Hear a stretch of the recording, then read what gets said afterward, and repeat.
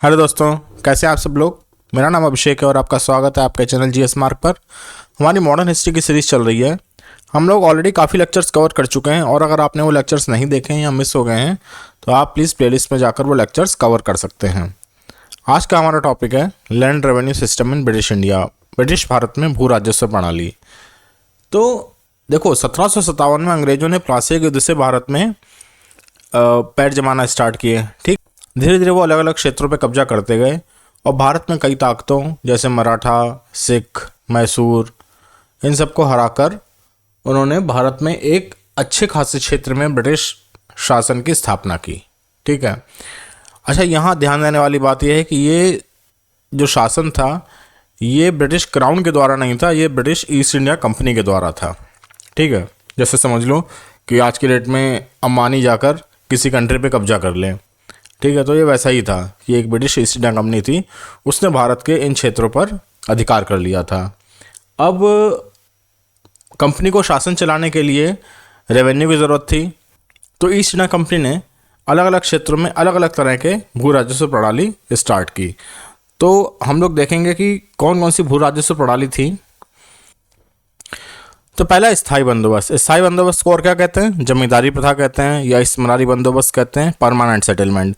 तो ये चारों नाम एक ही प्रणाली के अलग अलग नाम हैं, आप ये याद रखिएगा। स्थायी बंदोबस्त, जमींदारी प्रथा, इस्मरारी बंदोबस्त, परमानेंट सेटलमेंट। ठीक है। स्टार्ट कब हुआ? 1793 में। किसने स्टार्ट किया? कॉर्नवालिस ने स्टार्ट किया। ये सारे पॉइंट काफ़ी इंपॉर्टेंट हैं। ये जो 3 भू राजस्व प्रणाली हैं, इससे भारत के हर एक वनडे एग्जाम में एक ना एक क्वेश्चन ज़रूर आएगा। इनफैक्ट इन 3 स्लाइड से आएगा ही आएगा, इसलिए आप लोग बार बार इसको पढ़ लीजिएगा और इससे कोई क्वेश्चन गलत नहीं होगा। ठीक है। तो हम लोग देखते हैं, तो हम लोग दोबारा इस पर वापस आते हैं। तो स्थायी बंदोबस्त कब स्टार्ट हुआ था? 1793 में। किसने स्टार्ट किया था? कॉर्नवालिस ने। इसमें क्या था कि जो जमींदार टैक्स कलेक्ट करते थे किसानों से, उसका 10/11 10/11 पार्ट जो था, 10/11वां हिस्सा, ये सरकार को राजस्व के रूप में चला जाता था और 1/11वां हिस्सा जो था वो जमींदारों को चला जाता था। ठीक है। और ये कहाँ कहाँ लागू किया गया था? बंगाल, बिहार, उड़ीसा और मद्रास के उत्तरी जिलों और यूपी के वाराणसी में, इन जगहों पर ये लागू किया गया था। कितना क्षेत्र आता था? ब्रिटिश शासन के अधीन लगभग 19% क्षेत्र आता था इसमें। ठीक है।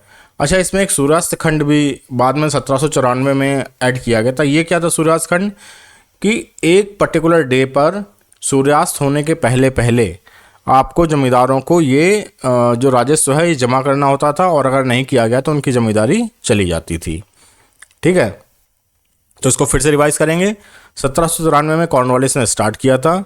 इसमें जमींदारों द्वारा भू राजस्व वसूला जाता था किसानों से। जितना भू राजस्व वसूला जाएगा उसका 10/11 10/11वां हिस्सा जो था सरकार को जाएगा और 1/11वां हिस्सा जमींदारों को जाएगा।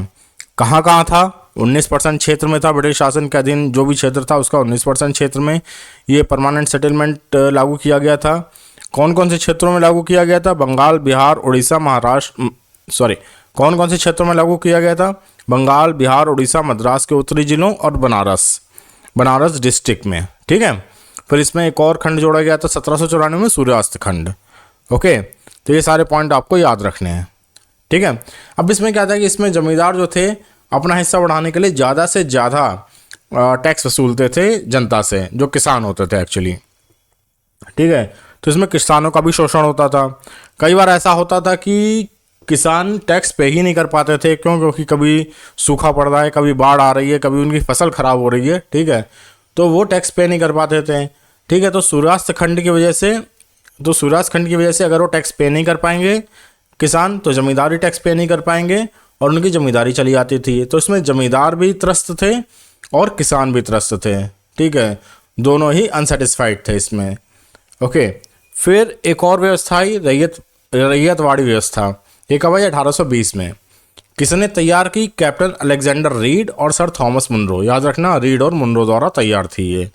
ठीक है। किसने लागू की? 1820 में मद्रास प्रेसिडेंसी के गवर्नर थे थॉमस मुनरो, इसने लागू किया था। कहाँ कहाँ लागू की थी?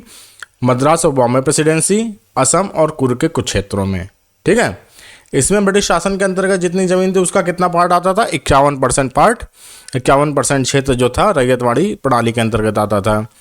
फिर अच्छा देखो, जो जमींदारी प्रथा थी, स्थायी बंदोबस्त, वो उसमें रेवेन्यू फिक्स था, लेकिन इसमें क्या था, इसमें 20 से 30 साल बाद ये रिवाइज होता था रेवेन्यू। ठीक है, 20 से 30 साल बाद जब रेवेन्यू की मांग बढ़ जाती थी तो उसमें टाइम टू टाइम संशोधन कर दिया जाता था।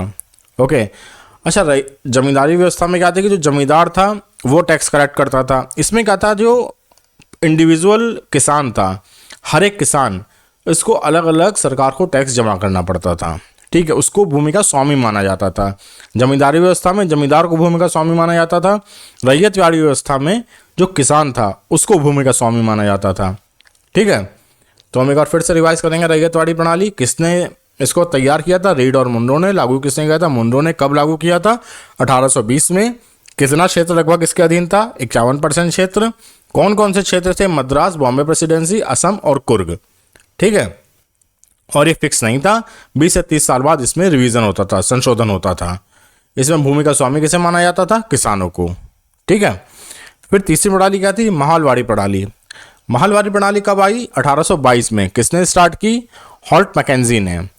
कहाँ स्टार्ट की? उत्तर पश्चिमी प्रांतों में। ठीक है, इसमें क्या था कि जैसे किसानों का एक ग्रुप है या कह लो एक गांव है, एक गांव में जितने भी किसान होंगे वो एक साथ टैक्स जमा करेंगे। गांव का जो मुखिया था उसको, उसकी जिम्मेदारी थी कि वो टैक्स कलेक्ट करे और सरकार को जमा करे। ठीक है, इंडिविजुअल एक एक किसान की जिम्मेदारी नहीं होती थी इसमें। ओके, तो इसमें पूरे गांव को राजस्व का भुगतान करने के लिए जिम्मेदार माना जाता था, और अगर नहीं कर पाते थे तो उनको ज़मीन से बेदखल कर दिया जाता था। ओके, इसमें भी टाइम टू टाइम जो राजस्व था उसको दर संशोधित की जाती थी। इसमें ब्रिटिश शासन के अंतर्गत लगभग 30% क्षेत्र था। कहाँ कहाँ ये लागू की गई थी? उत्तर पश्चिमी सीमांत क्षेत्र, आगरा, पंजाब, गंगा घाटी और मध्य प्रांत में। ठीक है, फिर से रिवाइज करेंगे। महलवाड़ प्रणाली 1822 में। किसने स्टार्ट की? मैकेंजी ने। कहाँ स्टार्ट की? उत्तर पश्चिमी प्रांत, नॉर्थ वेस्टर्न प्रोविंस। ओके, इसमें टैक्स कौन सबमिट करता था? गांव का मुखिया। गांव को एक यूनिट मानते थे, एक इकाई मानते थे। अगर नहीं कर पाते थे सबमिट तो फिर क्या होता था? पूरे गांव को बेदखल कर दिया जाता था।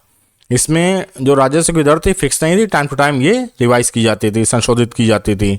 इसमें ब्रिटिश शासन के अंतर्गत लगभग कितना क्षेत्र आता था? 30% क्षेत्र आता था।